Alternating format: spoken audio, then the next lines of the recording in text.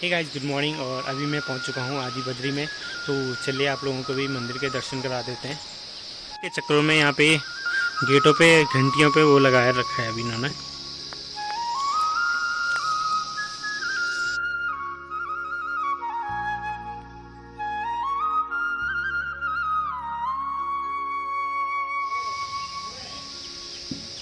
ये जो मंदिर है ये है विष्णु जी का मंदिर और मुख्य मंदिर यही है यहाँ पे। भगवान विष्णु जी आदि बद्री में विराजते हैं और यही आदि बद्री है।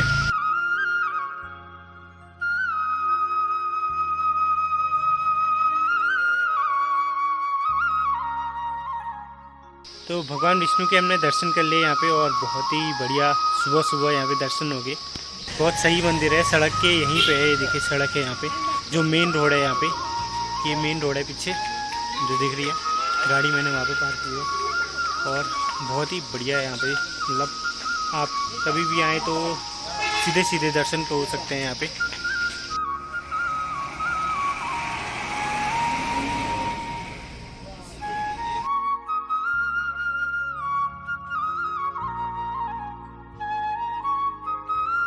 तो अभी हमारे साथ पंडित जी तरुण ठकयाल जी हैं और आइए हमें मंदिर के बारे में बताएंगे। बद्रियों में प्रथम बद्री है आदि बद्री।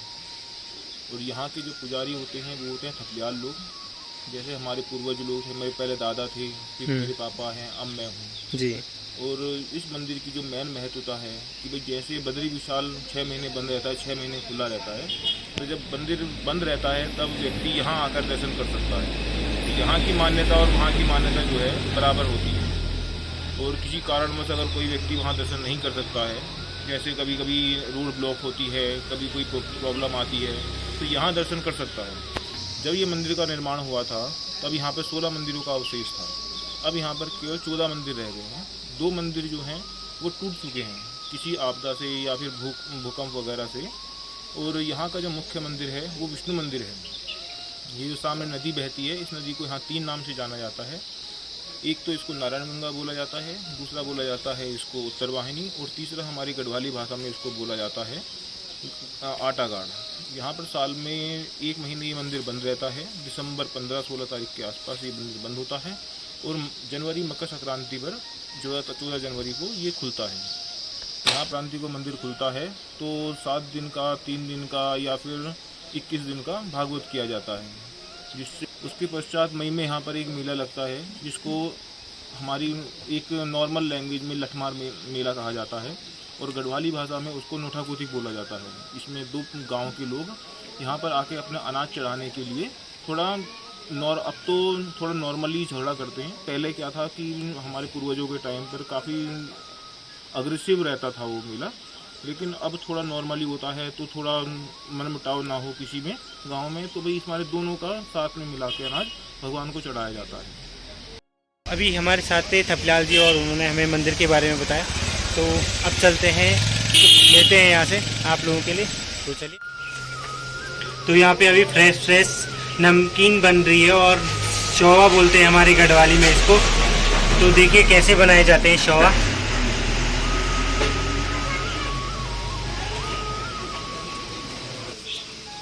अभी तो पूरा मशीन आ गया है, लेकिन पुराने ज़माने में ऐसे ही मतलब नमकीन बनाई जाती थी मेला थोलों में।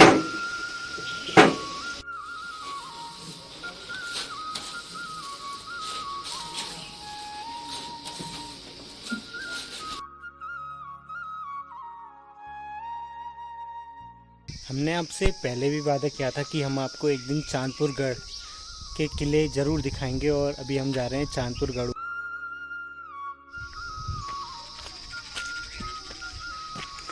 तो यहाँ से स्टार्ट होता है चांदपुर गढ़ का पैदल मार्ग। थोड़ा सा ही है, 1 किलोमीटर भी नहीं होगा चढ़ाई है लेकिन। तो चलिए।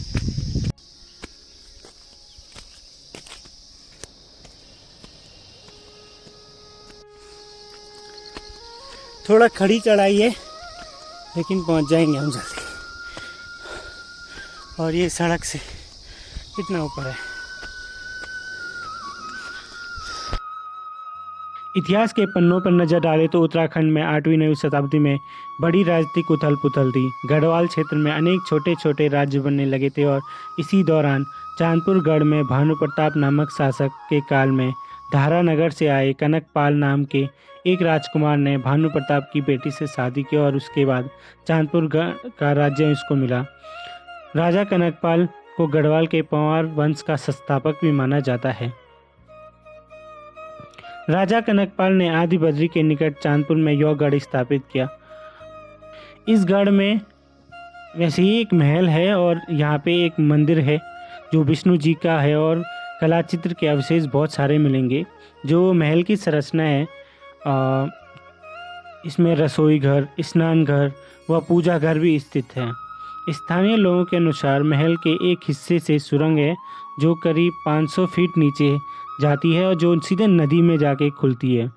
तो इस प्रकार से यहाँ पे ऐसे मंदिर बना हुआ है और जब मैं यहाँ पे पहुँचा तो बहुत ही मतलब शांति थी और बहुत ही सही लग रहा था। मतलब चारों तरफ पूरा स्ट्रक्चर उस मंदिर का, पुराने ज़माने के जो मंदिर होता था उसका जो खंडर यहाँ पे दिख रहा होगा आपका, जो अब इसके अवशेष बचे हुए हैं, कुछ इस तरह के अवशेष बचे हुए हैं और बहुत ही सही मंदिर है। यहाँ पे शायद राजा अपने सैनिकों को रखता था मंदिर के चारों ओर।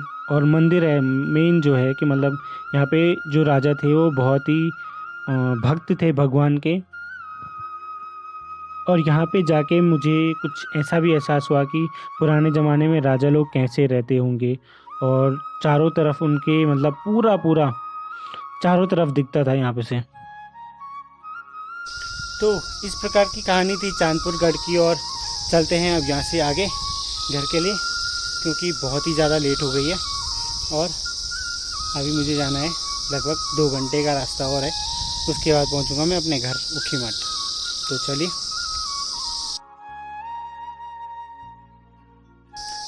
तो कुछ इस प्रकार के गलियारे यहाँ हुआ करते थे पुराने ज़माने में जब शासक थे यहाँ पे।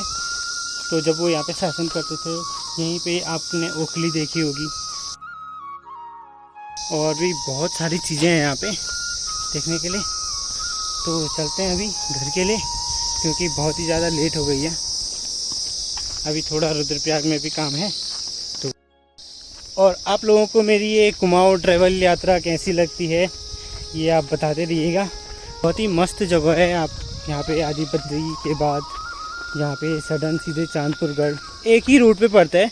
आप लोग कभी भी आ सकते हैं। अगर ये आदि बद्री साइड आते हैं तो आप चांदपुर गढ़ भी श्योर विजिट कीजिए। बहुत बढ़िया वर्थ इट जगह है। तो यहाँ पे करते हैं वीडियो का अंत। तब तक आप बने रहिए और ऐसे ही सपोर्ट करते रहिए मुझे ताकि मैं और भी जगह आपको ऐसे ही घुमाता रहूँ। तो चलिए घर चलते हैं।